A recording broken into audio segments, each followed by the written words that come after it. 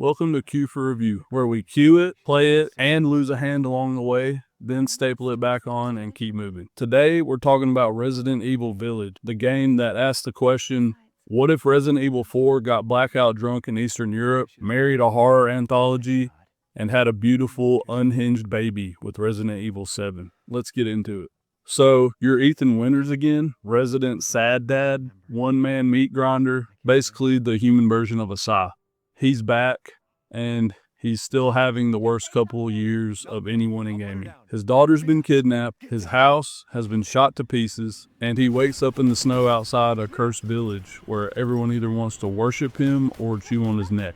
And listen, I know the story here is bananas, but it's the good kind of bananas. The what am I even playing right now kind. You've got werewolves, vampires, creepy dolls, a dude with a hammer the size of a moped, and a factory filled with DIY cyborg nightmares. It's like Capcom held a horror-themed talent show and just said yes to everybody. Each area of the game is basically its own genre. Gothic Castle? Check. Haunted Dollhouse? Yep. Swamp Monster Lair? Obviously. Creepy industrial techno chamber of horrors? You got it. Does it all make sense? Not really. But it feels like it does when you're in it. Now, the real reason you stay isn't just the story, it's the gameplay. Village leans into action more than Resident Evil 7, but it still knows how to crank the tension. You got that over-the-shoulder aiming, a chunky arsenal, and enough resource management to keep things stressful without turning into an Excel simulator. Combat is aggressive but fair. Enemies dodge, flank, and rush you like they've been watching MMA tapes. Boss fights are big, messy, and creative.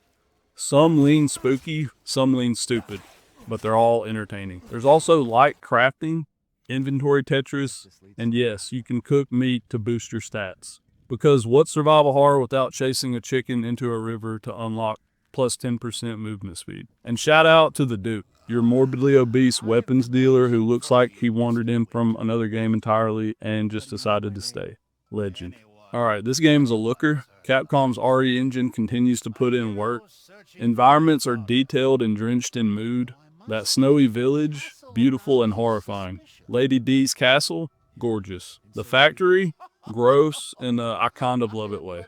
Lighting does a lot of heavy lifting here. Shadows creep, candles flicker, and there's a constant sense that someone is watching. And sometimes it is. And the sound just piles on top of the environment. It's all killer. The voice acting is delightfully over the top. The ambient sound design is terrifying. And the music is less about melodies and more about tension. A quiet hum here, a violin stab there, and silence when it hurts the most. Look, Resident Evil Village plays it safe. This is Capcom remixing its own greatest hits, and it knows it. The game practically winks at you every time it reminds you of RE4, but it's not lazy, it's deliberate. It's fun, and it feels like a studio flexing its hard muscles with confidence. Original? Not really. Effective?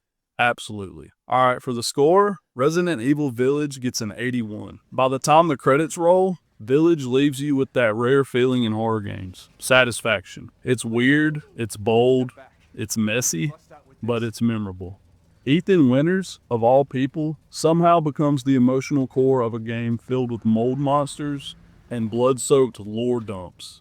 He's no icon, but he earns your respect, mostly through blood loss. This game won't please everyone. If you wanted pure horror, it might feel too action-heavy. If you wanted a straight shooter, creepy baby dolls might scar you for life. But if you're here for the ride, it's one hell of a ride. Resident Evil Village is the kind of game that loses its mind halfway through and takes you with it. And somehow, that's kind of the point. Alright everybody, that's it for this one. If you like this review, hit that like button. If you didn't, roast me in the comment section. Subscribe for more game chaos, and check out QForReview.com for more reviews and my blog. Thanks for watching. Cue it, play it, slay it. Peace.